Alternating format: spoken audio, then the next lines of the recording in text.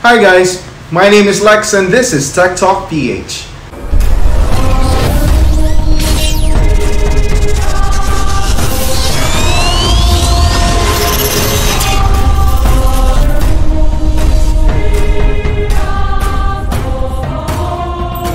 So yan, sa mga subscribers natin, thank you so much for being here again and sa patuloy na suportan nyo dito sa channel natin. And of course, sa mga hindi pa nagsasubscribe, ano pang ginagawa nyo? Go ahead and click that subscribe button and notifications bell para naman ma-update ka pa sa mga susunod na videos natin. So yun guys, ilalagay ko na rin dito yung social media accounts ko para if ever meron kayong mga personal questions o mga things na gusto nyo ipagawa sa akin dito sa channel na to, you can DM me directly on these social media channels. And ayan, of course, we are back again with another video and itutuloy na natin yung review natin kay Vivo Y20i. So ano nga ba naging camera performance ni Vivo Y20i? Sulit ba siya sa presyo niya? At makukonsider mo bang bilhin ito just because of the cameras? Titignan natin yan sa video today. Kaya naman hindi ko na patatagalin pa. At titignan muna natin yung camera app tour ng Vivo Y20i. Kaya naman, roll it! Guys, magkakaroon muna tayo ng quick camera app tour dito sa Vivo Y20i and sisimulan natin of course sa panorama. So ito ang panorama guys, yun yung pinakaunang option dito sa kanyang shooting modes, no? Ayan, pwede mo siyang i-switch to the front facing camera and it will give you a panoramic selfie. So pretty much familiar na kayo sa feature na yan. So balik tayo sa likod and let's go to the portrait mode. So sa portrait mode, what do we have here? Flash, you can turn on the HDR off or automatic, and then here is your access to settings and of course the aspect ratio right here. You have different controls over that and of course your access to settings right there. And then makita nyo dito guys, meron ditong 1x and then 2x. Meron siyang digital zoom feature na nagaganap dito and then nandito rin yung beauty controls mo guys. As you can see here, once you tap on that, yan, makikita nyo dito yung different settings, different types of configuration na po pwede mong gawin sa mukha mo, like palalakihin yung mata, paliliitin yung mukha, paninipisin yung mukha, mga ganun, pati yung skin tone mo, and then your posture right here. Yan sa posture, I don't know what that is, wala siyang internet, di ako nakakonect sa internet, so most likely update ko kayo kung ano yan. And then let's go to the front facing camera. And sa front facing camera guys, same lang din siya. So ayan, same na same yung settings. And then nakalimutan kong banggitin, meron ka pala ditong access to the bokeh mode. So on both front facing camera and the back facing cameras. So just to make sure ito siya. Ayan. So ayan. And then let's go to the photo mode. So pagdating sa photo mode, ganun din halos guys. Walang pinagkaiba. Maliban doon sa hindi mo na siya po pwedeng lagyan ng beauty mode and of course ng bokeh. Pero guys, pagka tinurn natin siya sa main cameras, pwede mo pa rin siyang lagyan ng bokeh mode kasi nga, yung isang camera nito is an assistive depth sensor. So, ayan. And meron din siyang, of course, yung 1x and 2x for digital zooming. And then let's go to the video mode. So, dito sa video mode, you can have here a flash, screen flash right here, your controls over that. So, pwede mo siyang i-turn on continuously and then shut it off, and then your access to settings right there. Meron ka pa rin dito ang option to switch from 1x to 2x and of course para maglagay ng beauty mode. Kaso lang, as you can see there guys, magkakaroon siya ng error that you need to tone down your video resolution to 720p for you to be able to use the beauty mode on your video. So tingnan natin sa front facing camera. Alright, so wala nang flash pagdating sa front facing camera. So you just have the access to settings right there. And of course, beauty mode. And same lang siya guys ng error na binibigay. You need to use the 720p in order for you to access or to apply beauty mode on your video.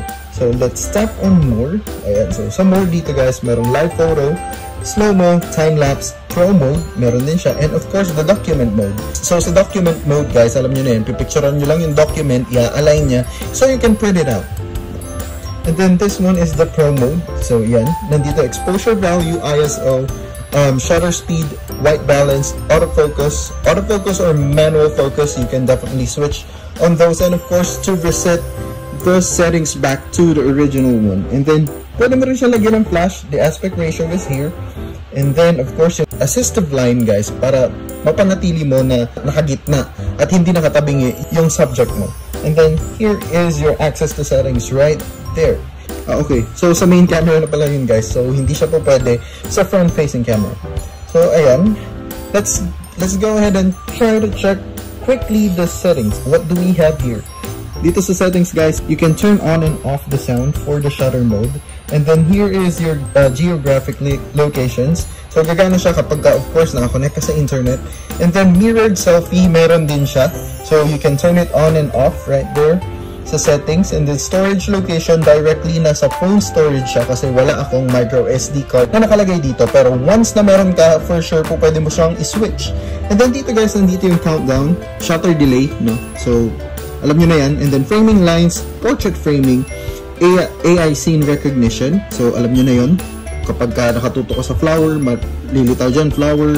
Kung greenery, lilitaw green. Kung tao, lilitaw person, and so on and so forth. And then dito shutter. So sa shutter guys, po pwede mo siyang i-control via touch. Kung ito-touch mo lang yung screen to take a photo, say cheese to take a photo, or palm.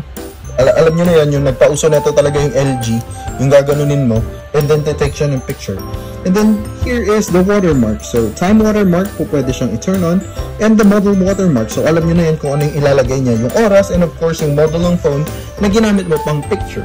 Then we have here the Pro features. So sa Pro features guys, ito yung histogram lang yung kaya niyang ibigay dito. So this is definitely for raw pictures, no? Dun to sa mga super techie and mga photographer, no? For them to know and for them to see if the camera is performing well or not, or the computation of the camera is correct or not. So ayan dyan, yung histogram, makikita kasi nila dyan yung mga lahat guys, yung white balance, yung shadows and everything. So ayan, pagdating dito guys, video resolution, nasabi ko na yan, 1080p at 30 frames per second, but you can tone it down to 720p right there. And then here is the codec. Yan, so video recorded using H.265 use less space but may not support playback on other devices. So yun, meron siyang dalawang klaseng codecs na po pwede mong i-enable dito. So it's either H.264 or H.265. So kapag ka nag H.265 ka guys, hindi lahat ng devices na papasahan mo ng video is comparable doon sa video file na isasend mo. So that's pretty much it guys. I hope nakatulong yun.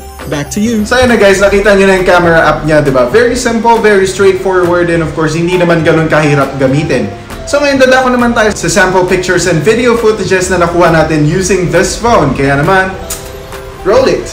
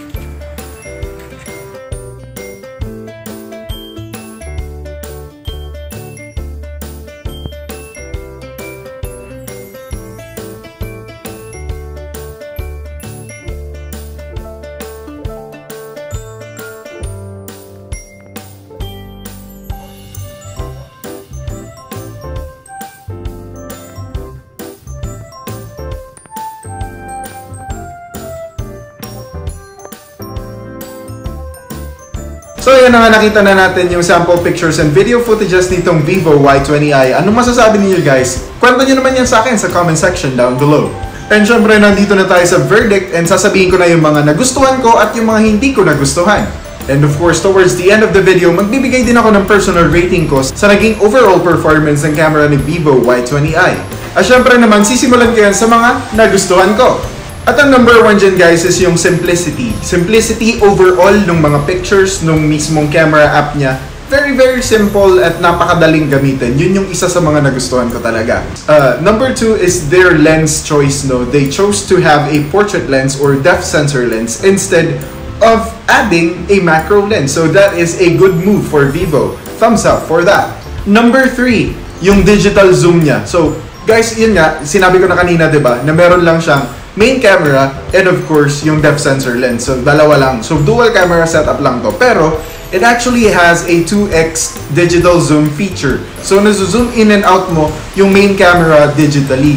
That's actually what I found na maganda dito sa Vivo Y20i kasi kahit hindi sila nag-add ng macro lens, once you tap on that 2x digital zoom guys, pwede mo na siyang gamitin as a macro lens. At least an alternative to the macro lens, no? Kasi it zooms in close enough for you to get details and of course that effect, that macro lens effect na hindi na kailangan i-sacrifice yung mismong picture quality kasi diba yung ibang phones dyan naglalagay sila ng 2 megapixel lang na macro lens and I don't find it very useful.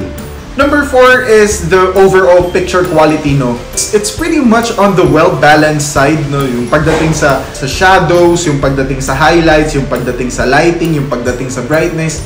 If you're one of those aspiring photographers that can pull out really good pictures na, sa kahit na anong gamitin mong camera, of course, mag-enjoy ka rin dito kasi nakadepende yan sa pagkuha mo eh, diba? So yun, kapag magaling ka talaga kumuha ng picture, kahit anong camera yung gamitin mo, okay siya.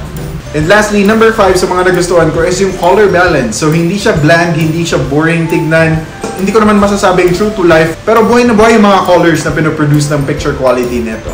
And dadako naman tayo ngayon sa mga hindi ko nagustuhan. Number 1 na dyan guys is yung softness ng mismong mga outputs na nakukuha natin. No? There are some times na hindi ko masyadong magustuhan yung mga pictures na nakukuha ko using the phone. No? Parang painting-like or it's quite muddy. Parang ganun yung itsura niya. Pero nonetheless, when you are shooting it correctly, okay din naman siya. Number 2 is yung slow shutter speed. No? So ang bagal guys ng shutter speed niya. And most of the time, makakakuha ka ng motion blur. So kapag kumukuha ka ng pictures ng mga gumagalaw na bagay, of course, don't expect na magiging perfect yung kakalabasan ng picture mo kasi yun nga, ang bagal ng shutter speed niya and this camera is for stills only. Number 3, the video quality is a bit shaky. Wala siyang EIS, wala siyang OIS, so I'm not expecting anything good from the video department. But of course, yun nga, I have to let you guys know that the video quality and the video performance of this phone is actually not as good as I am expecting. Nasa 7,500 pesos yung price range niya. And malapit na siya sa territory ni Note 7 which has an EIS na very smooth naman talaga yung video recording. Number 4 guys is very usual na dun sa mga entry-level phones and that is actually the dynamic range. So yung dynamic range nito struggles a lot when it comes to the pictures. No? Pero pagdating sa video, nagsiswitch naman siya agad dun sa tamang setting dun sa mismong scene na kinukuhanan niya. And lastly, number 5 sa mga hindi ko nagustuhan is yung portrait mode niya. Kasi gumagana lang siya ng maayos guys sa tao. Pagdating sa mga pets, sa mga animals, medyo hindi nakakatuwa yung mga naging output, no? And yun nga, kumokonect siya dun sa pinakauna ko hindi ko nagustuhan, which is masyadong soft na yung mga nakukuhang pictures, no, using the portrait lens of this camera on animals. So yun guys, sana nakatulong yun sa inyo sa pagde-decide kung whether the cameras of this phone is good enough for you or not. And bibigay ko na yung personal rating ko ngayon.